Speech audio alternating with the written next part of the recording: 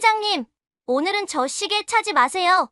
9살 박유라의 또렷한 목소리가 세안건설 38층 회장실에 울려 퍼졌어요. 작은 손가락이 탁자 위 반짝이는 새 시계를 가리키고 있었죠. 왜 그러나 유라야? 정세아 회장이 무릎을 굽혀 아이와 눈높이를 맞추며 물었어요. 저건 바늘이 흔들려요. 숫자도 이상하고요. 할아버지가 그러셨거든요. 이상한 것들은 가까이 하지 말라고요. 유라의 눈빛이 평소와 달리 진지했어요. 장난기 가득하던 얼굴에 어른스러운 걱정이 스며 있었죠. 업체에서 수리한 뒤 새 케이스로 교체한 것이라는 비서의 설명에도 아이는 고개를 저었어요. 아니에요. 그건 진짜 이상해요. 그 순간 세아는 전산 기록을 확인했어요. 수리 이력이 전혀 없다는 사실을 발견하며 섬뜩한 예감이 스쳤죠. 하지만 아무도 몰랐어요. 9살 아이의 순수한 직감이 거대한 음모를 막아낼 거라는 걸 말이에요. 이야기는 바로 그 아침부터 시작됩니다. 2025년 가을 강남 한복판에 우뚝 선 세안건설 본사 38층 회장실. 정세아는 커다란 유리창 너머로 펼쳐진 도심을 내려다보며 깊게 숨을 들이마셨어요.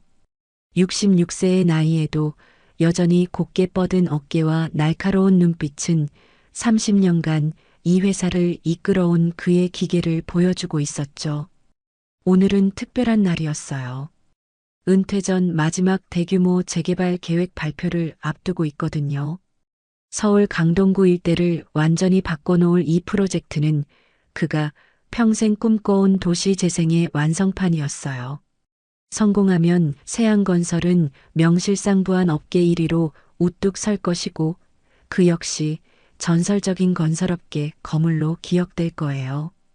회장실 한쪽 벽면에는 세안건설의 역사가 담긴 사진들이 빼곡히 걸려 있었어요. 1995년 창립 당시의 허름한 사무실부터 시작해서 IMF 외환위기를 극복하고 2000년대 들어 대형 건설사로 성장해가는 과정이 한눈에 보였죠. 그 모든 순간순간을 함께해온 세아의 얼굴도 세월의 무게만큼 깊어져 있었어요. 세아는 책상 앞에 앉으며 습관적으로 손목을 내려다봤어요. 그런데 뭔가 이상했죠. 평소 차던 시계가 없었거든요. 대신 탁자 위에는 번쩍번쩍 빛나는 새 시계가 놓여 있었어요. 은색 케이스에 검은 가죽 밴드, 다이아몬드가 박힌 시침과 분침이 화려하게 반짝이고 있었죠. 이상하네. 세아는 고개를 갸웃거렸어요. 분명히 어제까지만 해도 30년 된 낡은 기념 시계를 차고 있었는데 말이에요.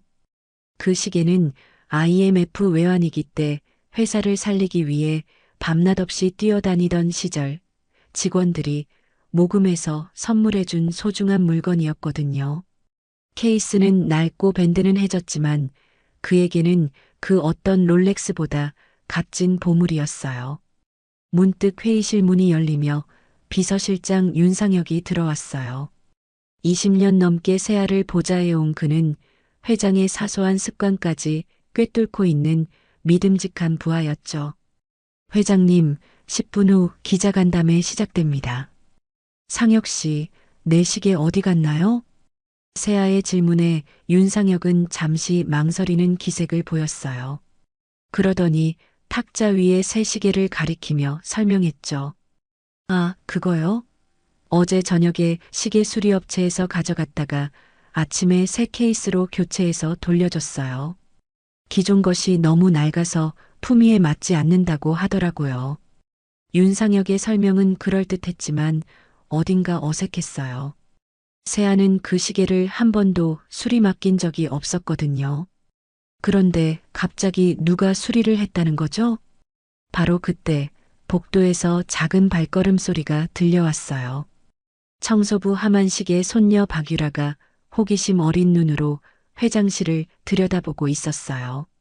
9살 아이답게 조그만 얼굴에 똘망똘망한 눈이 반짝이고 있었죠. 안녕하세요, 회장님. 유라는 밝게 인사하며 탁자 위의 시계를 뚫어지게 바라봤어요. 그러더니 갑자기 얼굴이 굳어지며 고개를 저었어요.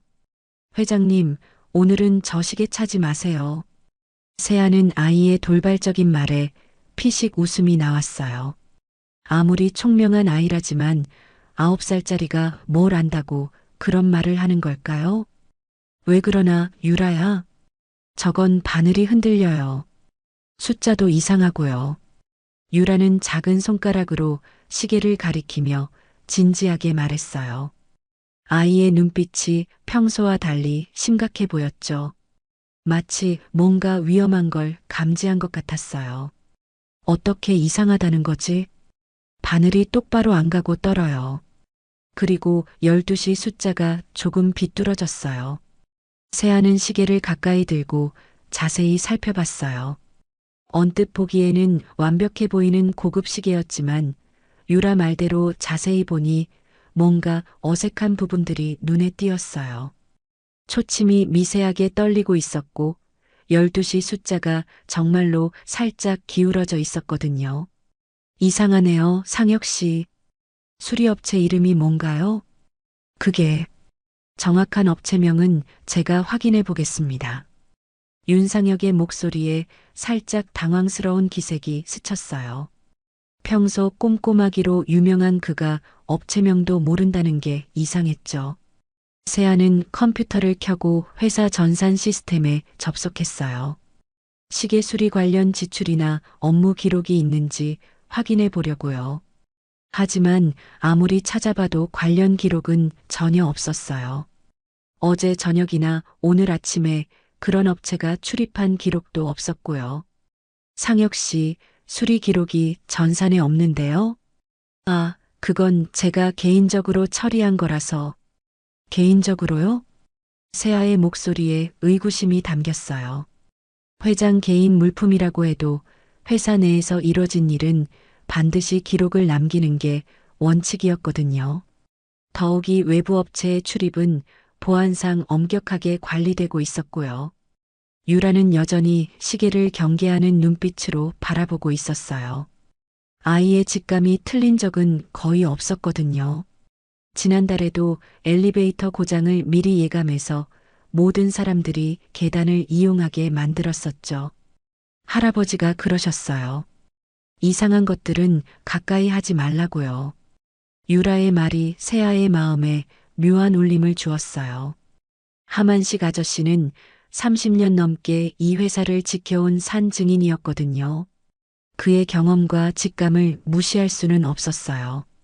세아는 잠시 망설이다가 서랍을 열어 낡은 기념 시계를 꺼냈어요. 케이스는 흠집투성이고 가죽 밴드는 색이 발해 있었지만 여전히 정확하게 시간을 가리키고 있었어요. 30년 전 직원들이 회장님과 함께 시간을 지켜나가겠다며 선물해준 그 마음이 고스란히 담겨 있는 시계였죠. 역시 이게 좋겠네요. 세아는 익숙한 무게감의 시계를 손목에 차며 미소를 지었어요.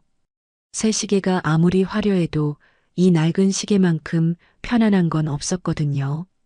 유라는 그제서야 안심한 듯 환하게 웃었어요. 그래요. 그 시계가 회장님한테 더 잘 어울려요.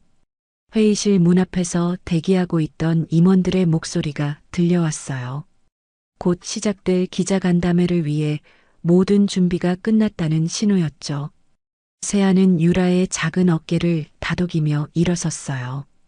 아이의 순수한 직감이 옳았는지는 시간이 지나야 알 수 있겠지만 적어도 지금은 마음이 편안했어요. 고마워, 유라야. 덕분에 좋은 선택을 했네요. 탁자 위에 남겨진 새 시계가 오후 햇살을 받아 차갑게 반짝이고 있었어요. 발표 준비실은 긴장된 공기로 가득했어요. 대형 스크린에는 재개발 프로젝트 조감도가 떠 있었고 여러 대의 카메라가 시범 촬영을 위해 설치되어 있었죠. 3조 원 규모의 프로젝트 발표라 언론사 관계자들이 벌써부터 분주하게 움직이고 있었어요. 세아는 발표 원고를 마지막으로 점검하며 마음을 다잡고 있었어요. 30년간 쌓아온 경험이 있지만 이런 대규모 발표는 언제나 긴장되거든요. 더욱이 이번 프로젝트는 그의 마지막 작품이기도 했고요. 그때 전략본부장 장도윤이 성큼성큼 다가왔어요. 50대 후반의 그는 날카로운 눈매와 단정한 외모로 회사 내에서 차세대 리더로 주목받고 있었죠. 능력도 뛰어나고 추진력도 강해서 세아도 그를 신뢰하고 있었어요. 회장님, 잠깐만 말씀드릴게요. 장도윤은 세아 곁으로 다가오며 손목시계를 가리켰어요. 그의 표정에는 묘한 긴장감이 어려 있었죠. 그 시계 말인데요. 오늘 발표에는 적합하지 않을 것 같습니다. 무슨 말씀이죠? 세아는 고개를 갸웃거렸어요. 평소 장도윤이 개인적인 일에 이렇게 간섭한 적은 없었거든요. 새 시계가 연설 타이밍 알람이랑 맞춰져 있어요. 정확한 시간 관리를 위해서 준비한 거거든요. 장도윤은 탁자 위에 화려한 시계를 가리키며 설명했어요. 그의 목소리에는 평소와 다른 간절함이 섞여 있었죠. 이건 안전을 위한 겁니다. 큰 행사의 구식 시계는 어울리지 않습니다. 언론에서도 회장님 이미지를 중요하게 생각하잖아요. 세아는 잠시 망설였어요. 장도윤의 말도 일리가 있었거든요. 3조 원 프로젝트 발표에서 30년 된 낡은 시계를 차고 나가는 게 과연 적절할까 싶기도 했고요. 하지만 그 순간 유라의 목소리가 떠올랐어요. 회장님, 오늘은 저 시계 차지 마세요. 아이의 진지한 눈빛과 함께 말이에요. 아니에요, 도윤 씨. 이 시계가 더 좋겠어요. 세아는 고개를 저으며 손목에 낡은 시계를 가리켰어요. 30년 전 직원들의 마음이 담긴 이 시계를 바꿀 수는 없었어요. 장도윤의 얼굴에 순간 불편한 기색이 스쳤어요. 평소 온화한 그의 표정이 미묘하게 굳어졌죠. 하지만 곧 억지 미소를 지으며 고개를 끄덕였어요. 알겠습니다. 회장님 뜻을 따르겠어요. 그러나 그의 눈빛 깊숙한 곳에는 여전히 뭔가 어두운 그림자가 드리워져 있었어요. 마치 계획이 틀어진 것에 대한 불안감 같은 게 느껴졌죠. 바로 그때 비서실장 윤상혁이 급하게 뛰어들어왔어요. 평소 침착한 그의 얼굴이 창백해져 있었어요. 회장님, 긴급 상황입니다. 윤상혁은 태블릿 화면을 세아에게 보여줬어요. 인터넷 포털 사이트 실시간 검색어에 정세아 건강 이상설이 상위권에 올라 있었거든요. 이게 뭡니까? 세아는 화면을 자세히 들여다봤어요. 여러 온라인 매체에서 세안건설 정세아 회장, 최근 건강 악화로 업무 차질 같은 제목의 기사들이 쏟아져 나오고 있었어요. 더 충격적인 건 그 아래 나오는 기사들이었어요. 정세아 차남 기성, 특혜 수주 의혹 제기 세안건설 내부 갈등설, 경영권 분쟁 조짐 같은 자극적인 헤드라인들이 연달아 등장하고 있었죠. 언제부터 이런 기사가 나왔나요? 30분 전부터 급속도로 확산되고 있어요. 여러 매체에서 동시에 비슷한 내용을 보도하고 있습니다. 윤상혁의 목소리에는 당황스러움이 역력했어요.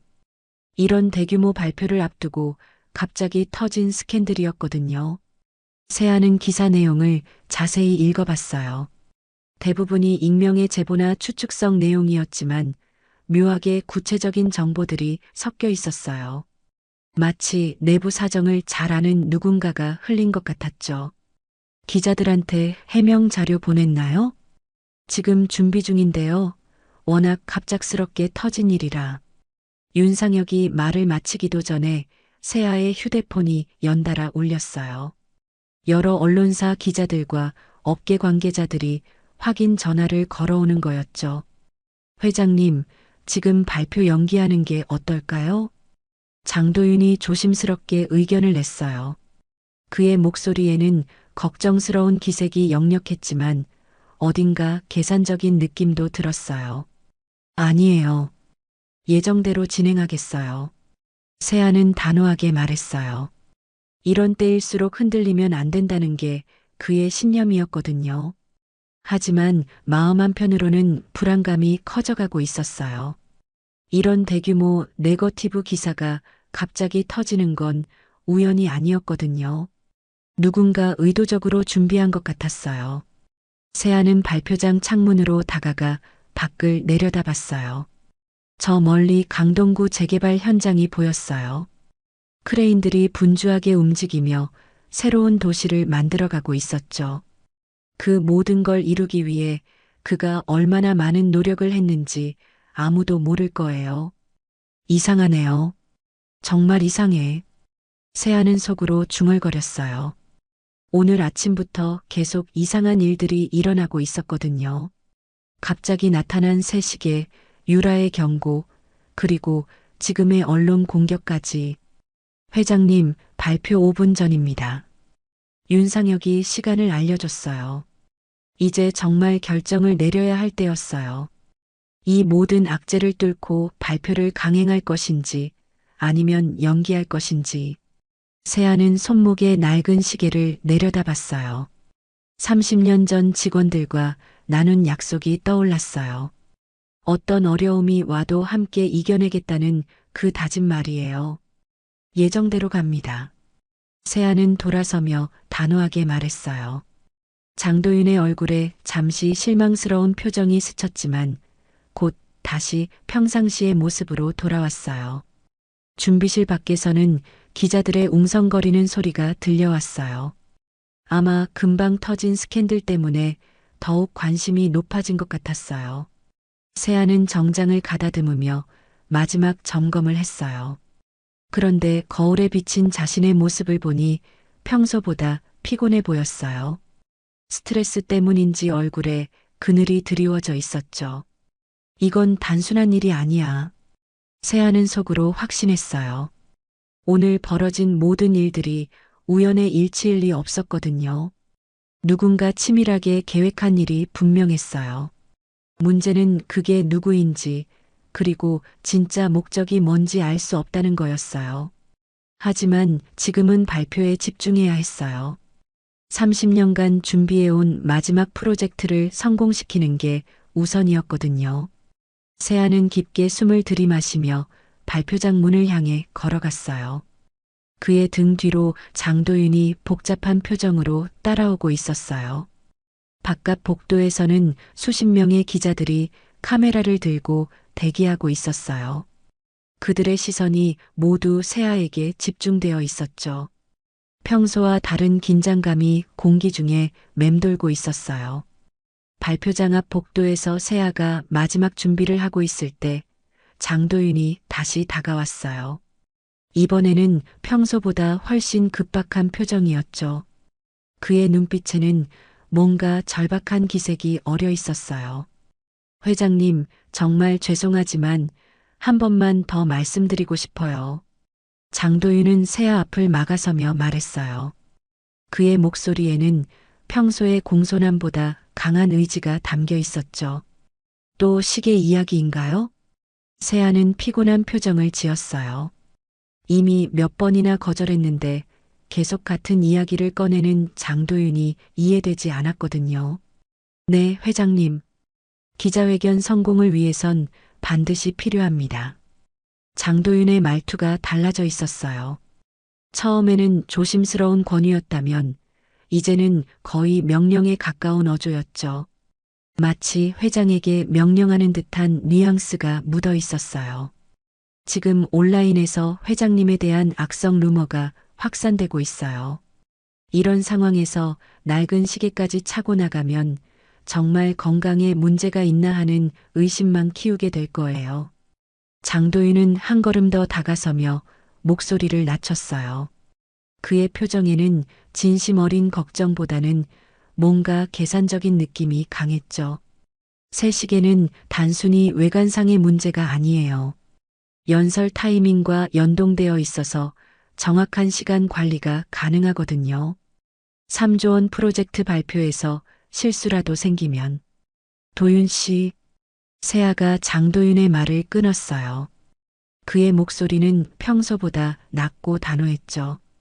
안전은 변명보다 앞선다고 생각해요. 그리고 30년 동안 이 시계와 함께 해왔는데 하루아침에 바꿀 이유는 없어요. 세아는 손목에 낡은 시계를 만지며 말했어요.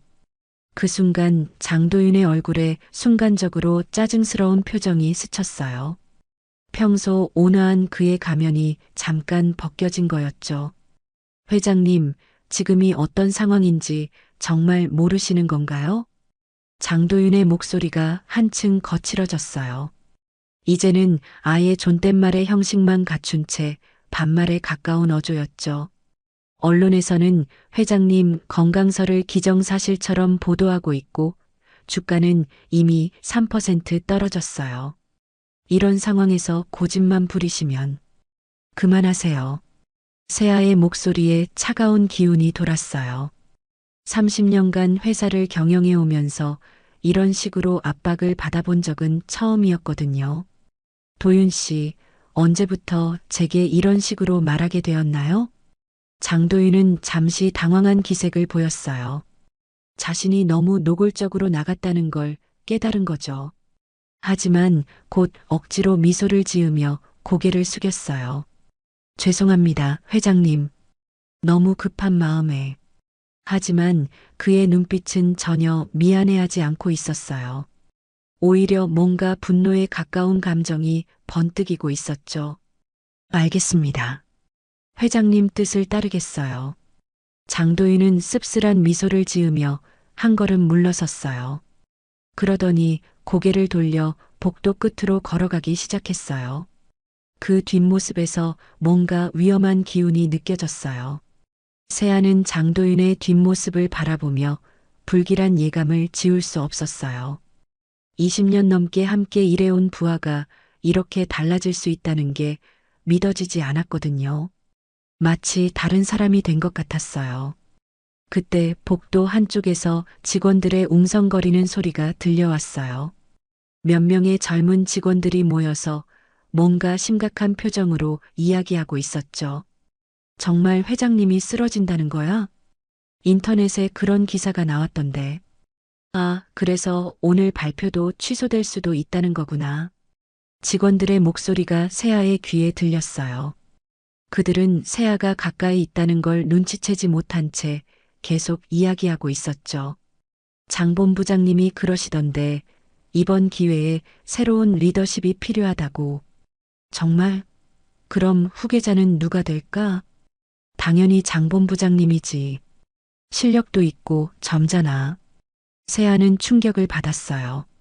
자신이 건강하게 서 있는데도 벌써 후계자 이야기가 나오고 있다니요. 더욱 놀라운 건 이런 소문을 퍼뜨리는 사람이 장도윤이라는 사실이었어요. 회장님께서 요즘 판단력이 흐려지신 것 같다고 하시던데. 시계도 그렇고 뭔가 고집만 세지신 것 같아. 직원들의 말이 점점 더 노골적으로 변해갔어요. 마치 누군가 의도적으로 이런 분위기를 조성하고 있는 것 같았죠. 세아는 조용히 그 자리를 벗어났어요. 더 이상 들어봤자 기분만 상할 뿐이었거든요. 하지만 상황이 생각보다 심각하다는 걸 깨달았어요. 발표장 입구에서 윤상혁이 기다리고 있었어요. 그의 얼굴에도 걱정스러운 기색이 역력했죠.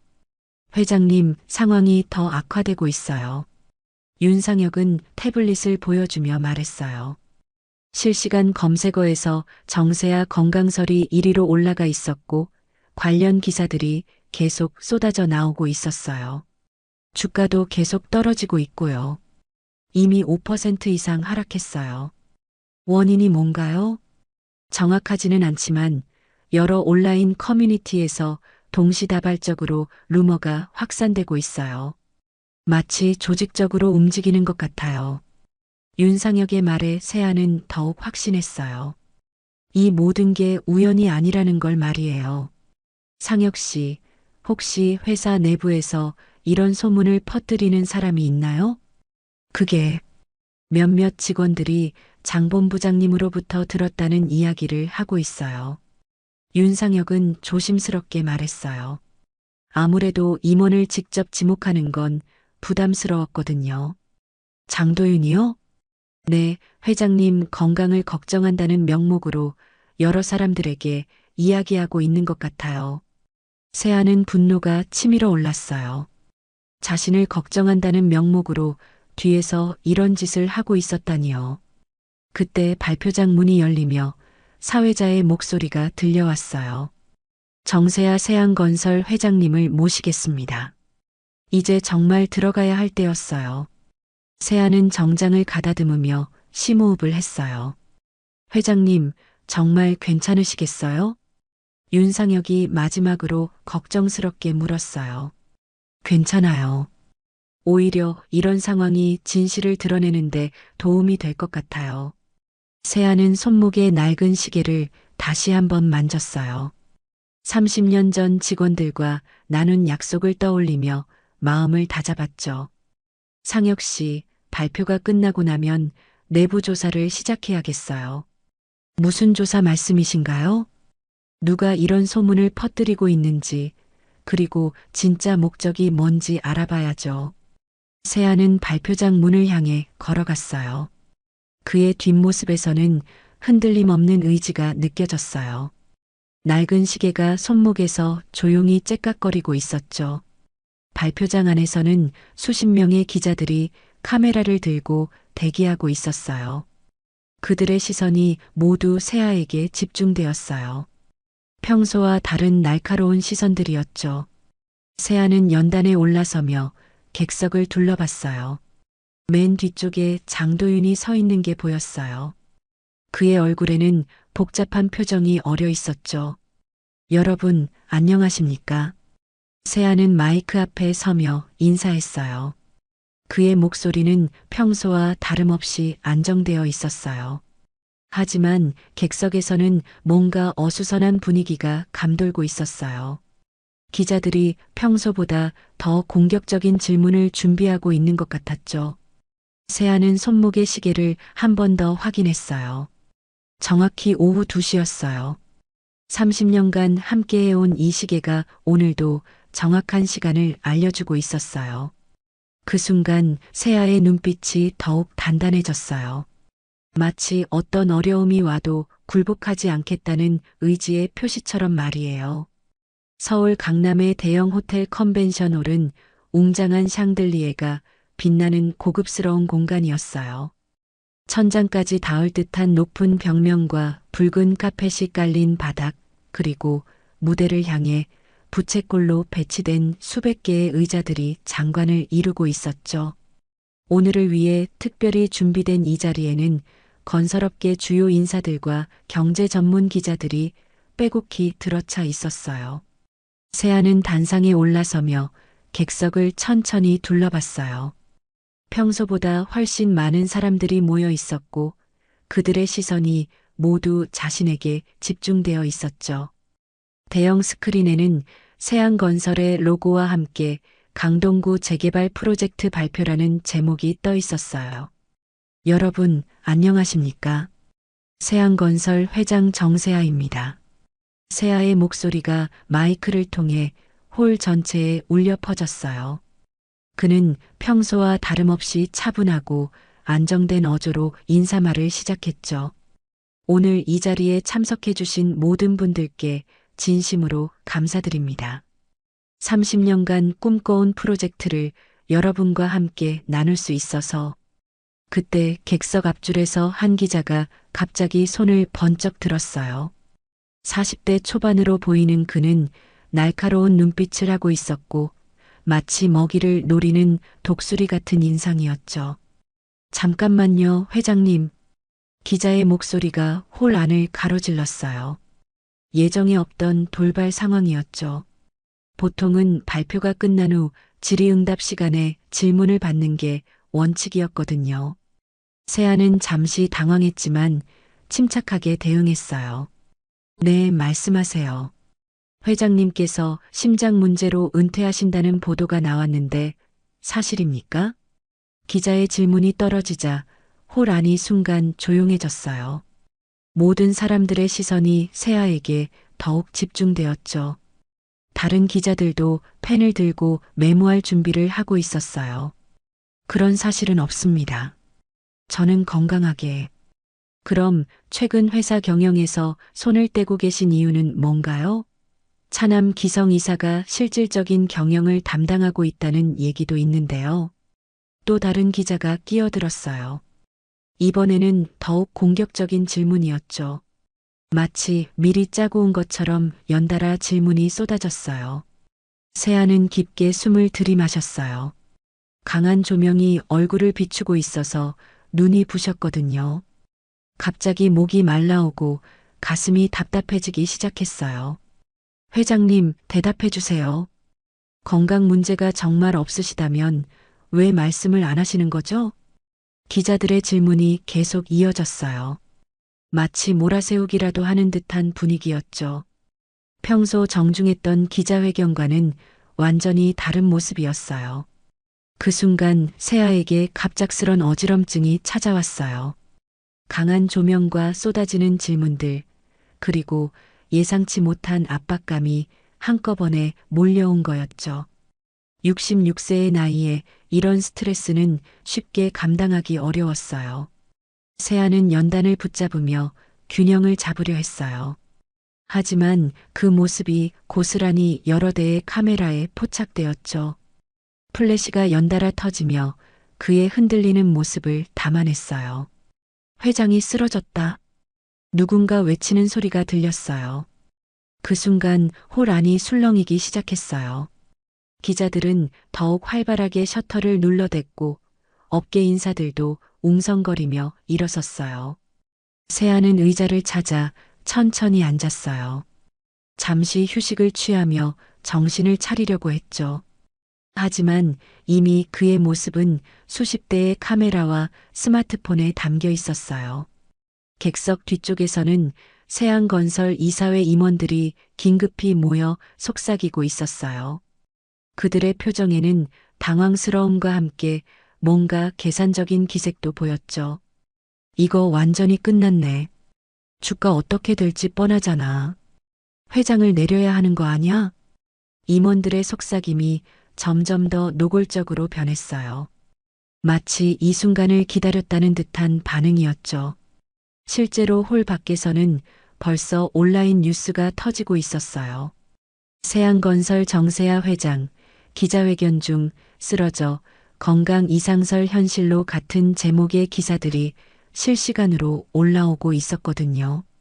특히 SNS에서는 세아가 연단을 붙잡고 비틀거리는 영상이 빠르게 확산되고 있었어요.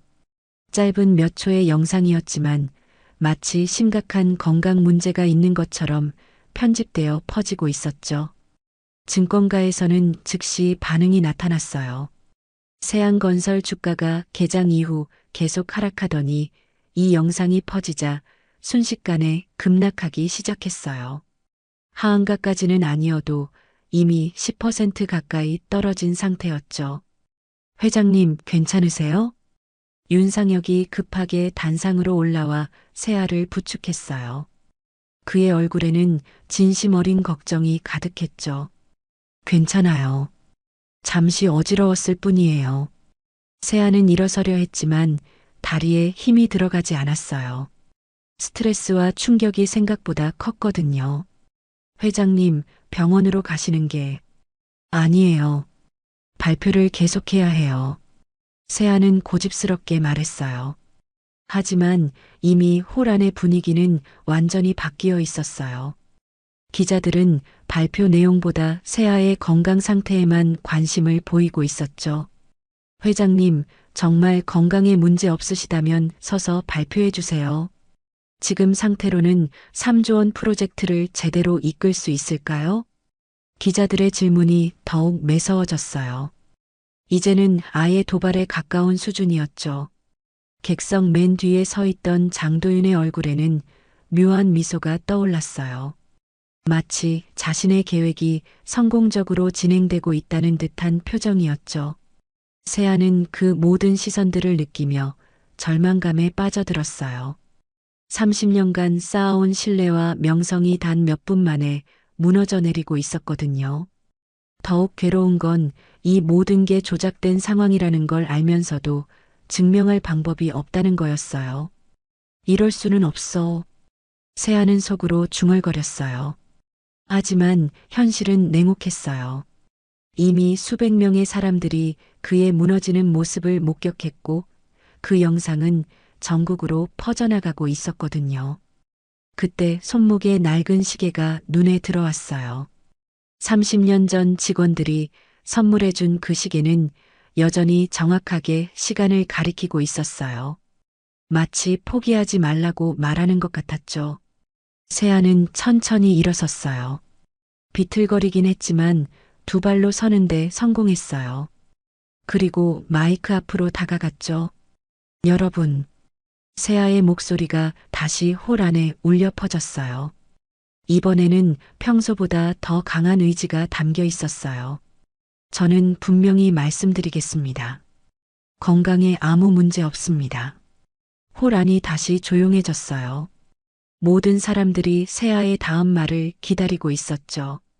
그리고 이 프로젝트는 반드시 성공시키겠습니다. 누가 뭐라고 해도 말이에요. 세아의 눈빛이 달라져 있었어요. 방금 전까지의 당황스러움은 사라지고 대신 강철 같은 의지가 빛나고 있었죠. 마치 다시 일어서겠다는 결심을 다진 것 같았어요. 하지만 이미 돌이킬 수 없는 상황이었어요. 언론과 시장은 이미 그를 건강에 문제가 있는 회장으로 낙인 찍어 버렸거든요. 세아는 손목에 낡은 시계를 천천히 내려다봤어요. 흠집투성이 케이스와 색바랜 가죽 밴드가 눈에 들어왔죠. 그 순간 시간이 거꾸로 흘러가는 것 같았어요. 1997년 12월 IMF 외환위기가 한국을 강타했던 그 혹독한 겨울이 떠올랐어요. 세안건설도 예외는 아니었죠. 은행들이 대출 회수를 독촉했고 협력업체들은 공사비 지급을 재촉했어요. 회사는 부도 직전까지 몰렸었거든요. 그때 하만식을 비롯한 직원들이 세아의 사무실로 찾아왔었어요. 50여 명의 직원들이 일렬로 서 있었는데 모두들 굳은 표정이었죠. 세아는 그들에게 해고 통보를 해야 하나 고민하고 있었어요.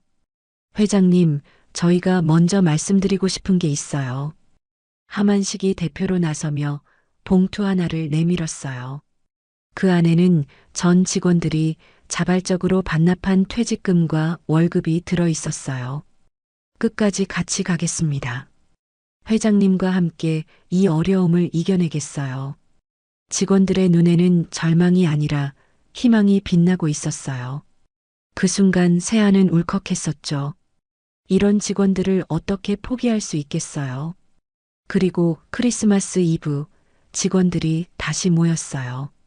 이번에는 작은 상자를 들고 있었어요. 회장님께서 정확한 시간 관념으로 회사를 이끌어 주셨듯이 이 시계도 정확하게 시간을 지켜드리겠습니다. 하만식이 시계를 건네며 말했어요. 비록 비싸지 않은 시계였지만 그 안에는 50여 명의 마음이 고스란히 담겨 있었어요. 같은 시간을 살아가겠습니다. 회장님과 함께요. 세아는 그 약속을 지켜왔어요. 30년 동안 단 하루도 빠뜨리지 않고 이 시계를 차고 있었거든요. 회사가 어려울 때마다 이 시계를 보며 그날의 다짐을 되새겼어요. 그때 유라의 목소리가 다시 귓가에 맴돌았어요. 회장님, 오늘은 저 시계 차지 마세요. 아이의 경고가 맞았어요. 만약 새 시계를 찼다면 어떻게 되었을까요? 지금 이 순간 그 약속을 떠올릴 수 있었을까요? 세아는 심호흡을 하며 천천히 일어섰어요. 다리에 힘이 들어갔어요. 30년 전 직원들과 나눈 약속이 그에게 힘을 주고 있었거든요. 저는 30년 전 직원들과 약속했습니다. 세아의 목소리가 홀 전체에 울려 퍼졌어요. 이번에는 전혀 흔들리지 않았어요. 오히려 더 단호하고 확신에 차 있었죠. 어떤 어려움이 와도 함께 이겨내겠다고 말이에요. 그 약속을 지키기 위해 30년간 이 시계를 차고 있었습니다. 세아는 손목 시계를 들어 보이며 말했어요. 카메라들이 그 낡은 시계에 집중되었죠. 흔들린 건 제 몸이 아니라 이 사회의 신뢰입니다. 그 순간 회의장의 분위기가 일순 달라졌어요. 공격적이던 기자들도 잠시 조용해졌고 웅성거리던 객석도 조용해졌어요. 세아는 다시 회중을 정면으로 바라봤어요. 그의 눈빛에는 30년간 쌓아온 신념과 의지가 빛나고 있었어요. 같은 시각, 세안건설 본사 지하 1층 방제팀 사무실에서는 급박한 상황이 벌어지고 있었어요. 팀장 김성호는 윤상혁의 긴급 지시를 받고 새 시계를 정밀 분해하고 있었거든요. 이상해, 정말 이상해. 김성호는 작은 정밀 드라이버로 시계 뒷면을 열어보며 중얼거렸어요. 20년 넘게 각종 전자기기를 다뤄온 그였지만 이런 정교한 조작은 처음 봤거든요. 시계 내부에는 정상적인 시계 부품 외에 전혀 다른 것들이 숨어 있었어요. 머리카락보다 가느다란 전선들이 복잡하게 얽혀 있었고 쌀알만한 검은 칩이 여러 개 박혀 있었죠. 팀장님, 이게 뭐예요? 옆에서 지켜보던 후배 직원이 물었어요. 그도 이런 건 처음 보는 거였거든요. 초소형 송신기야. 그리고 이건 진동 모듈이네. 김성우는 돋보기를 통해 정확히 확인했어요. 송신기는 마이크와 연결되어 있어서 주변 소리를 실시간으로 외부로 전송할 수 있게 설계되어 있었어요. 더 놀라운 건 진동 모듈이었죠. 이 진동 모듈은 특정 주파수로 설정되어 있어요. 손목에 차면 미세한 진동을 일으켜서 김성우는 말을 멈췄어요. 그제야 이 장치의 진짜 목적을 깨달았거든요. 심박을 교란하는 거군요. 진동 모듈은 사람의 심박과 비슷한 주파수로 설정되어 있었어요. 이런 미세한 진동이 계속되면 심장 박동에 영향을 줄 수 있거든요. 특히 스트레스를 받는 상황에서는 어지럼증이나 호흡곤란을 유발할 수 있었어요. 누가 이런 정교한 걸 만들었을까요? 전문가가 아니면 불가능해. 그리고 상당한 비용도 들었을 거야. 김성우는 급하게 윤상혁에게 전화를 걸었어요. 비서실장님, 큰일 났어요. 시계 안에 송신기와 심박 교란 장치가 들어있어요. 한편 본사 보안실에서는 CCTV 영상을 분석하고 있었어요. 윤상혁의 지시로 어젯밤부터 오늘 새벽까지의 38층 회장실 출입 기록을 모두 확인하고 있었거든요. 있었다. 보안팀 직원이 모니터를 가리키며 외쳤어요. 새벽 4시 30분 장도윤이 회장실에 몰래 들어가는 모습이 선명하게 찍혀 있었어요. 영상 속 장도윤은 주변을 살피며 조심스럽게 회장 탁자로 다가갔어요. 그리고 기존의 낡은 시계를 서랍에 넣고 새 시계를 그 자리에 놓았죠. 모든 과정이 채 5분도 걸리지 않았어요. 이 자식이 정말. 보안팀장은 분노를 참으며 즉시 윤상혁에게 보고했어요. 컨벤션홀에서는 세아가 여전히 연설을 계속하고 있었어요. 그의 목소리는 점점 더 안정되어 갔고 청중들도 집중해서 듣고 있었죠. 바로 그때 윤상혁의 휴대폰으로 긴급 보고가 들어왔어요. 방제팀과 보안팀의 조사 결과였죠. 윤상혁은 급하게 단상으로 올라가 세아에게 쪽지를 건넸어요. 세아는 쪽지를 읽으며 표정이 점점 굳어졌어요. 내용이 충격적이었거든요. 새 시계 안에 숨겨진 장치들, 그리고 장도윤의 새벽 침입까지 모든 것이 치밀하게 계획된 음모였어요. 여러분, 세아는 마이크 앞으로 다가서며 말했어요. 그의 목소리에는 이전과 다른 강한 확신이 담겨 있었죠. 제가 오늘 아침 겪은 일들을 말씀드리려고 해요. 홀 안이 다시 조용해졌어요. 기자들도 메모할 준비를 하며 집중했죠. 오늘 아침 제 집무실에는 평소 차던 시계 대신 새로운 시계가 놓여 있었어요. 누군가 바꿔치기를 한 거였죠. 객석에서 웅성거리는 소리가 들렸어요. 뭔가 중요한 발표가 시작된다는 걸 모두가 느꼈거든요. 다행히 저희 회사 청소부의 손녀인 9살 박유라 양이 그 시계가 이상하다고 경고해줬어요. 덕분에 큰 위험을 피할 수 있었죠. 세아는 잠시 숨을 고르며 객석을 둘러봤어요. 맨 뒤에 서 있던 장도윤의 얼굴이 점점 창백해지고 있는 게 보였어요. 방금 우리 방제팀에서 그 시계를 분해해 본 결과 내부에 초소형 송신기와 심박 교란 장치가 숨겨져 있었다는 보고를 받았어요. 홀 안이 술렁이기 시작했어요. 기자들은 놀란 표정으로 서로를 바라봤죠. 그리고 CCTV 확인 결과 새벽 4시 30분에 누군가 제 집무실에 침입해서 시계를 바꿔치기한 것도 확인됐어요. 세아는 윤상혁이 건넨 태블릿을 들어 보였어요. 화면에는 장도윤이 시계를 바꾸는 모습이 선명하게 나와 있었어요. 우리 회사의 신뢰를 무너뜨리려던 건 외부가 아니라 내부였습니다. 이 말이 떨어지자 홀 안이 완전히 뒤집혔어요. 기자들은 카메라 플래시를 쉴 새 없이 터뜨렸고 업계 인사들은 충격에 빠진 표정이었죠. 모든 시선이 장도윤에게 집중되었어요. 그는 얼굴이 새하얗게 질리며 출구를 향해 움직이려 했어요. 하지만 이미 보안 요원들이 출입구를 막고 있었죠. 장도윤 전략본부장. 세아가 그의 이름을 부르자 장도윤은 어쩔 수 없이 걸음을 멈췄어요.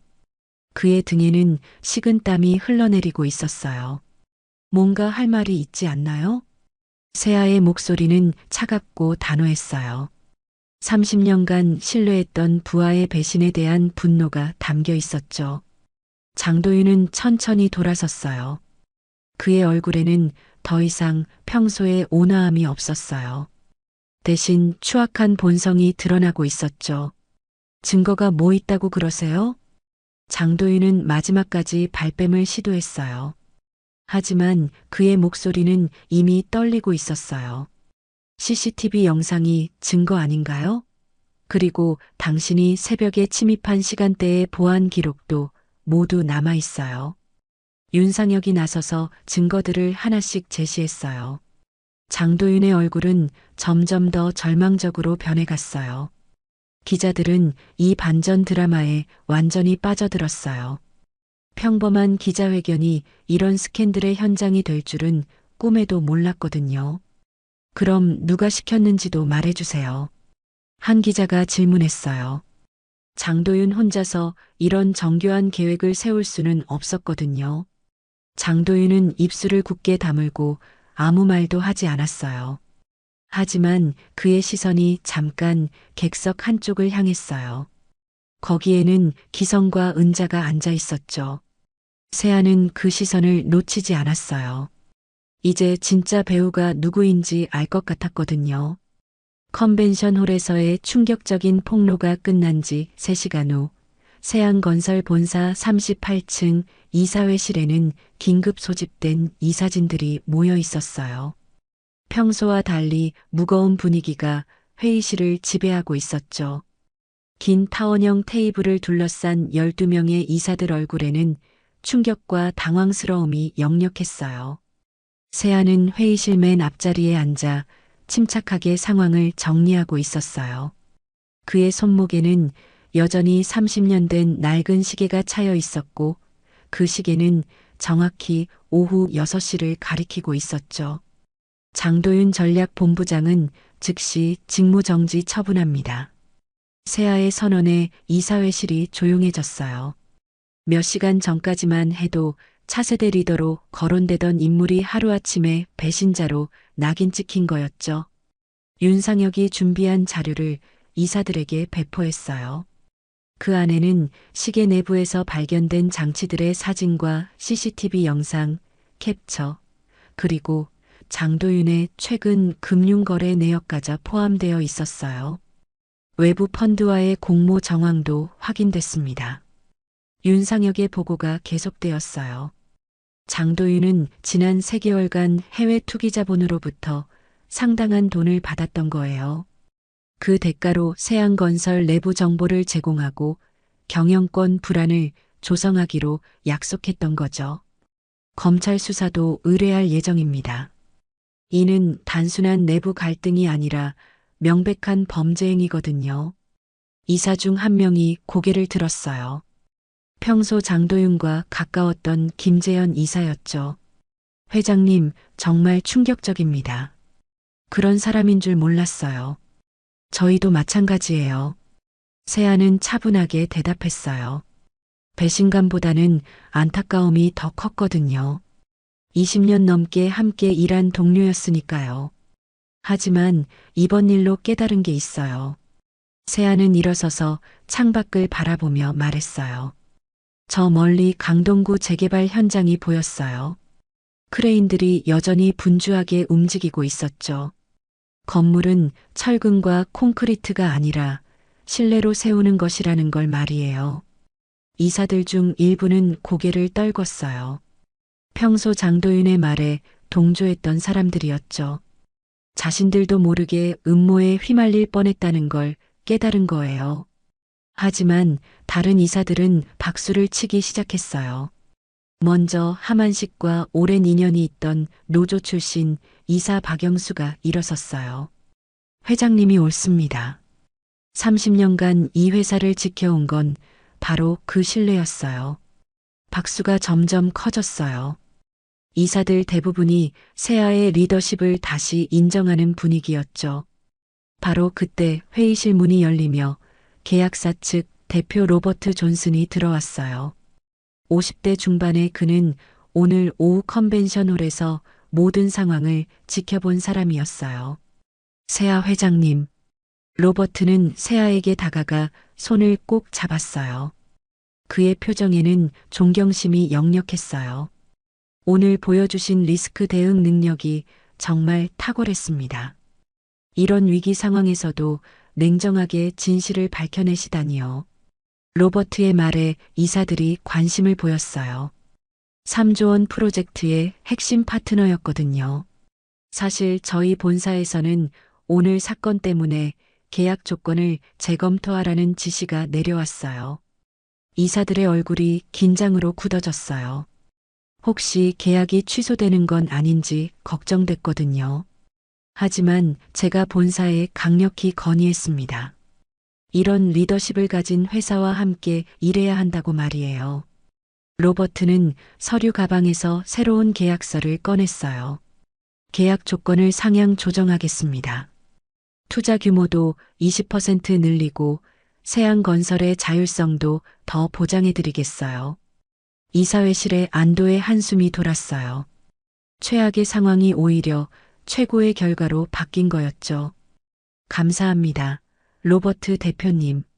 세아는 정중하게 인사했어요. 하지만 그의 표정에는 기쁨보다는 깊은 성찰이 어려 있었어요. 이번 일로 저희도 많은 걸 배웠어요. 내부의 적이 가장 위험하다는 것, 그리고 진짜 동지가 누구인지 알게 됐거든요. 이사회실 분위기가 급속히 반전되었어요. 몇 시간 전까지만 해도 세아의 건강과 능력을 의심하던 사람들이 이제는 그의 지혜와 리더십을 인정하고 있었어요. 임직원들을 대표해서 온 중간 관리자들도 안도와 존경의 눈빛을 보내고 있었어요. 특히 하만식은 눈물을 글썽이며 고개를 끄덕이고 있었죠. 회장님, 30년 전 그 약속 기억하시죠? 하만식이 떨리는 목소리로 말했어요. 물론이에요. 끝까지 같이 가자던 그 약속 말이죠. 세아는 손목 시계를 만지며 대답했어요. 그 순간 이사회실에 있던 모든 사람들이 그 낡은 시계의 진짜 의미를 이해했어요. 바로 그때 회의실 밖에서 소란스러운 소리가 들려왔어요. 보안 요원들이 장도윤을 끌고 가는 소리였죠. 나 달라고. 장도윤의 절규가 복도에 울려 퍼졌어요. 하지만 이미 늦었어요. 검찰 수사가 시작되면 그의 모든 범죄가 낱낱이 밝혀질 거였거든요. 세아는 창밖을 바라보며 깊은 숨을 내쉬었어요. 30년간 쌓아 올린 회사를 지켜낸 안도감과 함께 신뢰했던 사람의 배신에 대한 아픔이 교차했어요. 앞으로 더욱 조심해야겠어요. 회사 내부 보안도 강화하고 무엇보다 사람을 보는 눈을 더 키워야겠고요. 세아의 말에 이사들이 모두 고개를 끄덕였어요. 오늘의 사건은 세안건설에게 값진 교훈을 준 거였죠. 회의가 끝나갈 무렵 세아는 다시 한번 손목에 낡은 시계를 바라봤어요. 30년 전 직원들과 나눈 약속, 그리고 오늘 아침 유라의 경고까지 모든 게 연결되어 있었어요. 이 시계 덕분에 오늘을 무사히 넘겼네요. 세아는 혼잣말로 중얼거렸어요. 그리고 마음속으로 유라에게 고마움을 표했어요. 9살 아이의 순수한 직감이 회사 전체를 구한 거였거든요. 이사회실에는 이제 평화가 찾아왔어요. 위기는 지나갔고 새로운 출발을 준비할 시간이었어요. 하지만 세아는 알고 있었어요. 진짜 배우가 아직 밝혀지지 않았다는 걸 말이에요. 장도윤은 누군가의 지시를 받았을 거예요. 그리고 그 누군가는 아직 이 회사 안에 있을 거였죠. 며칠 뒤 강남 재개발 현장은 분주하면서도 활기찬 모습이었어요. 하늘을 찌를 듯 솟은 크레인들이 새로운 도시의 뼈대를 만들어가고 있었고 곳곳에서 들려오는 건설 장비 소리가 희망찬 미래를 예고하고 있었죠. 현장 사무소 옥상에는 세안건설 임직원 200여 명이 모여 있었어요. 안전모를 쓴 현장 근로자들부터 정장 차림의 사무직 직원들까지 회사의 모든 구성원들이 한자리에 모인 거였어요. 세아는 임시로 설치된 단상에 올라서며 따뜻한 미소를 지었어요. 며칠 전의 충격적인 사건 이후 그의 표정은 한결 편안해져 있었어요. 진실이 밝혀지고 위기가 해결되면서 마음의 짐이 덜어진 거였죠. 여러분, 먼저 지난 며칠간 고생 많으셨어요. 세아의 인사말에 직원들이 박수로 화답했어요. 그들의 표정에는 안도감과 함께 회장에 대한 새로운 존경심이 어려 있었어요. 오늘 여러분을 모신 이유는 우리 회사의 새로운 제도를 발표하기 위해서예요. 직원들이 호기심 어린 눈빛으로 세아를 바라봤어요. 어떤 변화가 있을지 궁금했거든요. 이제부터는 누구라도 위험이 감지되면 공사를 멈출 권한을 가집니다. 세아의 발표에 현장이 순간 조용해졌어요. 건설 현장에서 공사 중단은 엄청난 손실을 의미하거든요. 하지만 그 어떤 직원도 이 권한을 준다는 게 파격적이었어요. 직급이나 경력에 상관없이 막내 사원이라도 위험하다고 판단되면 즉시 작업을 중단시킬 수 있어요. 그리고 그 판단에 대해서는 어떤 불이익도 받지 않을 것을 약속드려요. 모든 직원들이 놀라며 박수를 보내기 시작했어요. 이런 파격적인 제도는 업계에서도 처음 있는 일이었거든요. 지난 사건을 통해 깨달은 게 있어요.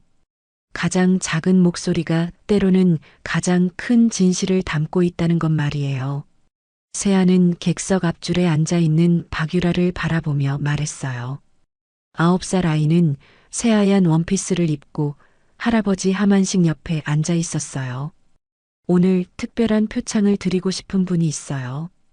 우리 회사 안전 알림 1호 주인공 박유라 양입니다.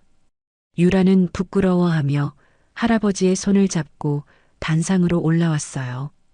직원들의 따뜻한 박수가 쏟아졌죠.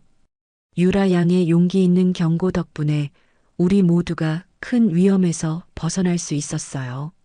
세아는 예쁜 상장과 함께 작은 배지를 유라에게 달아주었어요. 배지에는 세안건설 안전지킴이라고 새겨져 있었어요. 그리고 유라 양을 우리 회사 정식 안전관리 사원으로 채용합니다. 이 발표에 모든 직원들이 웃음을 터뜨렸어요. 9살 아이가 정식 사원이 되는 건 물론 상징적인 의미였지만 그만큼 안전을 중요하게 생각한다는 메시지였거든요. 매주 토요일마다 출근해서 현장 안전 점검을 도와주시면 됩니다. 유라는 고개를 끄덕이며 마이크 앞으로 다가갔어요. 열심히 하겠어요. 그리고 앞으로도 이상한 게 보이면 바로 말씀드릴게요. 아이의 귀여운 다짐에 현장이 웃음바다가 되었어요. 며칠 전에 무거운 분위기가 완전히 사라진 거였죠. 세아는 손목에 낡은 시계를 바라보며 미소를 지었어요. 30년 전 직원들과 나눈 약속이 이렇게 새로운 형태로 이어지고 있는 거였어요. 여러분, 지난 사건을 통해 하나 확신하게 된 게 있어요. 세아는 다시 마이크를 잡고 말했어요. 우리를 지킨 건 최첨단 기술이 아니라 사람의 눈과 양심이었어요. 앞으로도 그것을 가장 소중하게 여기겠습니다. 현장에서 뜨거운 박수가 터져 나왔어요. 직원들의 얼굴에는 자부심과 결의가 가득했어요. 유라는 단상에서 내려오며 수줍게 말했어요. 그리고 그걸 믿어준 회장님이요. 아이의 순수한 말에 세아의 눈가가 촉촉해졌어요. 어른들도 쉽게 하지 못하는 말을 9살 아이가 해준 거였거든요. 맞아요, 유라야. 서로 믿는 마음이 가장 중요한 거지. 세아는 유라의 어깨를 다독이며 말했어요. 그리고 모든 직원들을 바라보며 힘차게 외쳤어요. 앞으로 우리 세안건설은 새로운 슬로건으로 일하겠습니다. 현장 뒤쪽에 설치된 대형 전광판에 새로운 문구가 떠올랐어요. 튼튼한 건물, 굳건한 신뢰. 직원들이 일제히 박수를 쳤어요. 간결하면서도 힘 있는 슬로건이었죠. 이제부터 우리가 짓는 모든 건물에는 콘크리트와 철근뿐만 아니라 신뢰도 함께 들어갈 거예요. 세아의 마지막 말에 현장이 다시 한번 박수로 들끓었어요. 행사가 끝나고 직원들이 하나둘씩 자리를 떠날 때 세아는 옥상 난간에 기대어 서 있었어요. 석양이 지는 강남 하늘이 붉게 물들어 있었고 저 멀리 한강이 금빛으로 반짝이고 있었죠. 유라가 할아버지와 함께 다가왔어요. 회장님, 정말 고마워요. 하만식이 깊게 인사하며 말했어요. 아니에요, 하만식 씨. 제가 더 고마워요. 30년 전 약속을 지켜주신 것도, 이번에 유라가 도움을 준 것도 모두요. 세아는 유라를 바라보며 물었어요. 유라야, 경찰이 되고 싶다고 했지? 네. 나쁜 사람들 잡고 싶어요. 훌륭한 꿈이야. 회장님도 응원할게. 세아는 유라의 머리를 쓰다듬으며 미소 지었어요. 이 아이가 어른이 될 때까지 자신이 만들어 놓은 회사가 계속 발전하기를 바라는 마음이었어요. 해가 완전히 저물어갈 무렵 세아는 마지막으로 손목시계를 확인했어요. 오후 6시 30분. 30년간 함께해온 이 시계가 오늘도 정확한 시간을 알려주고 있었어요. 정말 고마워. 세아는 시계에게 말하는 듯 속삭였어요. 그리고 새로운 내일을 향해 걸음을 옮겼어요. 현장 곳곳에서는 야간 작업을 위한 조명이 하나둘씩 켜지기 시작했어요. 세안건설의 새로운 시작을 알리는 빛처럼 말이에요. 튼튼한 건물, 굳건한 신뢰. 이 슬로건처럼 앞으로도 세안건설은 사람과 사람 사이의 믿음을 바탕으로 더 나은 내일을 건설해 나갈 거예요.